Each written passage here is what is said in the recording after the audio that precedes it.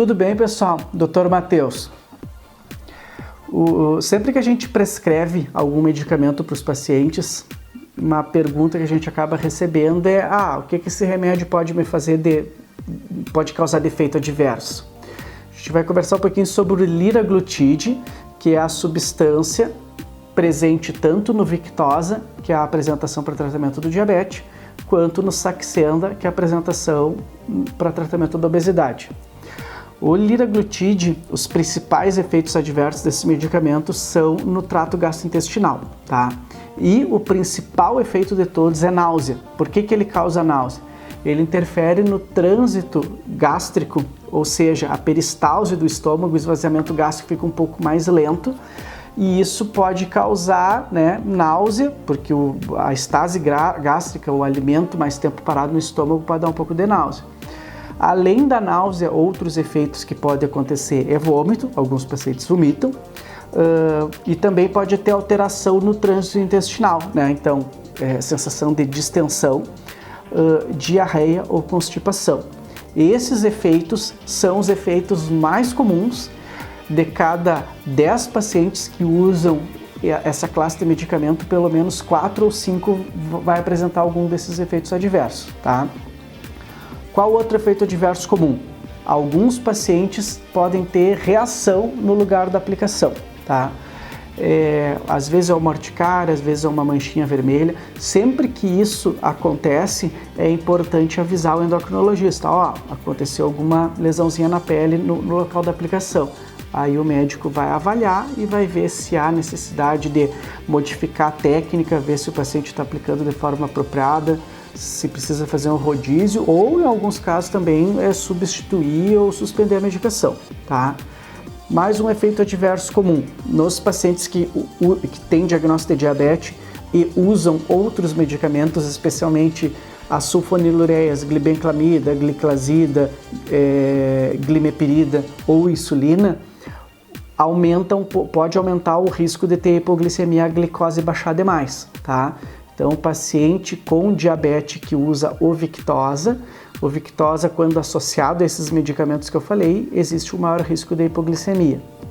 Mais um efeito adverso frequente.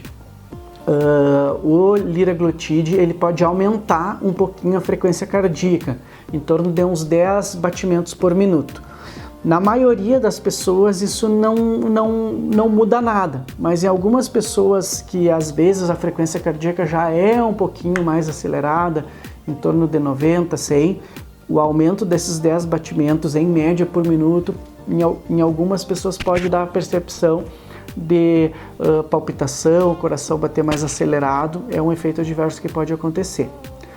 Mais um efeito adverso que é bastante comum: cefaleia, dor de cabeça, tá? Entre 10% e 15% dos pacientes às vezes referem dor de cabeça usando o Victoza ou Saxenda, um efeito adverso que pode acontecer. E um efeito adverso que a gente observa no dia a dia, está descrito em bula também, e às vezes a gente acha, por que esse é um remédio, que não age em serotonina, nessas coisas, poderia causar depressão, tá? Alguns pacientes, percepção que eu tenho da prática diária, tem uma relação afetiva com a alimentação. Então, tá triste, come, tá feliz, come. E um remédio que às vezes te causa náusea, te causa enjoo, e faz tu consumir um pouco menos, pode mexer nessa relação afetiva com a alimentação e isso acabar desencadeando o sintoma de tristeza em alguns pacientes. Então está descrito isso também na bula do Saxenda e do Victoza, certo? Existem alguns outros efeitos adversos que são bem raros, eventos adversos que aconteceram durante os ensaios clínicos, por exemplo, insuficiência renal, pancreatite aguda, que são relatos eventuais, tão descritos em bula, mas até hoje eu não vi nenhum paciente dos meus com esse tipo de problema, e mesmo conversando com colegas, assim, é uma coisa muito infrequente de acontecer, tá certo? Para esse vídeo era isso, espero ter tirado as dúvidas de vocês quanto aos efeitos adversos do Saxenda e do Victoza. Quem gostou pode curtir, compartilhar, fazer esse vídeo chegar às pessoas que precisam. Um abraço e até a próxima!